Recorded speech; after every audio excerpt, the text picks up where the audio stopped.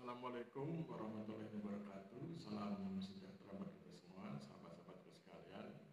Perkenalkan, saya Agustin Nugroho, Asosiat Profesor di Sekolah Tinggi Pertanahan Nasional. Pada kesempatan ini, saya ingin berbicara tentang primum remedium dan ultimum remedium, tetapi dengan pendekatan sosiologi, karena saya sosiolog, ini pendekatan saya adalah pendekatan sosiologi.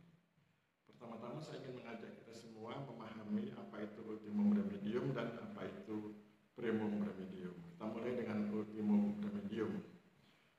Secara definisi, ultimum remedium definisinya adalah hukum pidana sebagai upaya terakhir dalam menyelesaikan suatu masalah. Jadi kalau ada masalah, diselesaikan dulu dengan pendekatan-pendekatan yang lain, nanti kalau sudah tidak bisa baru dengan pendekatan pidana. Jadi hukum pidana sebagai upaya terakhir dalam menyelesaikan suatu masalah.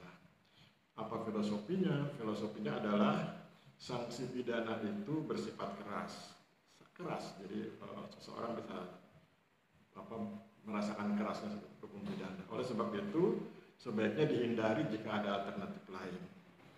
Penerapannya bagaimana? Penerapannya adalah kasus-kasus pelanggaran yang masih bisa diselesaikan di luar jalur pidana, maka diselesaikan lewat jalur lain di luar jalur pidana.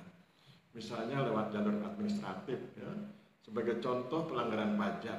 Dalam pelanggaran pajak maka tidak harus pendekatannya pidana, tetapi bisa pendekatan administratif, misalnya dengan membayar denda. Itu adalah contoh atau penjelasan tentang ultimum remedium. Gambaran singkatnya adalah hukum pidana dalam konteks asas ultimum remedium. Hukum pidana diterapkan sebagai upaya terakhir ketika upaya-upaya yang lain dianggap kurang berhasil. Itu ultimum remedium. Hukum pidana sebagai upaya terakhir ketika upaya-upaya yang lain dianggap tidak berhasil. Kemudian kita punya asas sebaliknya, yaitu primum remedium. Apa definisinya? Definisinya adalah hukum pidana sebagai upaya utama. Jadi didahulukan upaya utama. Karena dia upaya utama, maka dia menjadi upaya yang pertama. Jadi hukum pidana sebagai upaya utama atau pertama dalam menyelesaikan suatu masalah. Jadi kalau ada masalah, pendekatannya langsung pendekatan pidana. Itu primum remedium. Apa filosofinya? Filosofinya adalah hukuman pidana digunakan sebagai langkah awal yang tegas dan memberikan efek jera. Jadi konsepnya adalah memberikan efek jera. Maka langsung kemudian diterapkan hukum pidana sebagai hukuman yang bersifat keras. Jadi hukuman pidana digunakan sebagai langkah awal yang tegas dan memberikan efek jera. Itu filosofi dari primum remedium. Bagaimana penerapannya? Dia diterapkan untuk kejahatan-kejahatan yang bersifat serius, di mana tidak ada toleransi untuk penyelesaian non pidana. Contohnya apa? Kita ambil contoh yang agak ringan, misalnya tindak pidana lingkungan hidup, yaitu kejahatan yang menyebabkan kerusakan lingkungan yang parah. Oleh sebab itu maka langsung pendekatannya pidana, dihukum lewat pendekatan pidana. Dengan demikian kita paham bahwa perbedaan antara primum remedium dan ultimum remedium mencerminkan kebijakan suatu negara. Beberapa undang-undang dapat beralih dari satu asas ke asas yang lain tergantung pada tingkat keseriusan pelanggaran. Jadi nanti kita tidak perlu heran kalau kemudian ada undang-undang yang pendekatannya adalah mengutamakan pendekatan pidana. Ada sebaliknya, ada undang-undang yang pendekatannya adalah pendekatan non pidana. Itu tergantung dari tingkat keseriusan pelanggaran. Dengan kata lain, ada undang-undang yang menganut asas primum remedium dan ada undang-undang yang menganut asas ultimum remedium. Kalau undang-undang itu menganut asas primum remedium, berarti yang diutamakan adalah pendekatan pidana. Kalau primum remedium, kalau dia pendekatannya adalah, kalau undang-undang itu pendekatannya adalah ultimum remedium, maka yang diutamakan adalah jalur non pidana. Pidana diterapkan bila jalur lain dianggap kurang berhasil. Bagaimana dengan di Indonesia? Di masa Orde Lama dan Orde Baru, beberapa teoritisi, beberapa sosiolog beranggapan di masa Orde Lama dan Orde Baru, di Indonesia cenderung menerapkan asas ultimum remedium. Jadi menerapkan pendekatan yang non pidana, Orde Lama dan Orde Baru. Tetapi di era reformasi Indonesia menerapkan primum remedium karena terlalu bersemangat dalam hal penegakan hukum. Dan kemudian yang paling mendasar adalah ketika kinerja aparatur penegak hukum, orang sering bilang APH, kinerja APH, aparatur penegak hukum, dinilai berdasarkan keberhasilannya dalam menegakkan pidana. Maka kemudian hampir semua persoalan didekati lewat pendekatan pidana. Pidana ini, pidana itu, dan seterusnya. Nah, itu yang kemudian bisa kita pahami dalam konteks kekinian. Kemudian bagaimana pandangan sosiolog tentang ultimum remedium? Sebagian sosiolog ada yang mendukung primum remedium dengan berbagai alasan. Sebagian sosiolog ada yang mendukung ultimum remedium dengan berbagai alasan. Sekarang saya ingin menjelaskan ultimum remedium dalam perspektif sosiologi atau bagaimana sosiolog memandang ultimum remedium. Bagi sosiolog, ultimum remedium adalah konsep hukum yang menyatakan bahwa sanksi pidana seharusnya menjadi upaya terakhir dalam menyelesaikan suatu masalah. Dalam perspektif sosiologi, konsep ini memiliki makna yang lebih dalam dan kompleks. Sosiologi memandang hukum sebagai produk sosial yang mencerminkan nilai, norma, dan dinamika kekuasaan dalam masyarakat. Ketika masyarakat menerapkan prinsip ultimum remedium, hal ini menunjukkan beberapa karakteristik sosiologis yang penting. Masyarakat ya ada dua karakteristik. Jadi ketika saya ulang kalimatnya, ketika masyarakat menerapkan prinsip ultimum remedium, hal ini menunjukkan dua karakteristik sosiologis yang penting pada masyarakat yang bersangkutan. Ada dua karakteristik penting dari masyarakat yang bersangkutan ketika masyarakat tersebut menerapkan asas atau prinsip ultimum remedium. Yang pertama, masyarakat yang bersangkutan adalah masyarakat yang menghargai harmoni. Jadi masyarakat tersebut menghargai harmoni sehingga kemudian mereka lebih cenderung menerapkan ultimum remedium, pendekatan non-pidana, dibanding masyarakat lain yang cenderung menerapkan primum remedium, pendekatan pidana. Jadi masyarakat yang menerapkan ultimum remedium adalah masyarakat yang menghargai harmoni.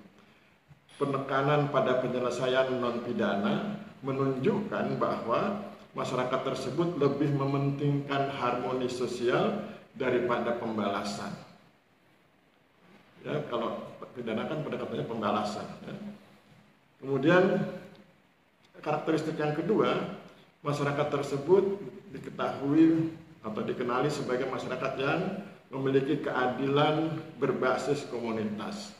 Jadi masyarakat yang menerapkan prinsip atau asas ultimum remedium adalah masyarakat yang mengutamakan keadilan berbasis komunitas. Apa maksudnya?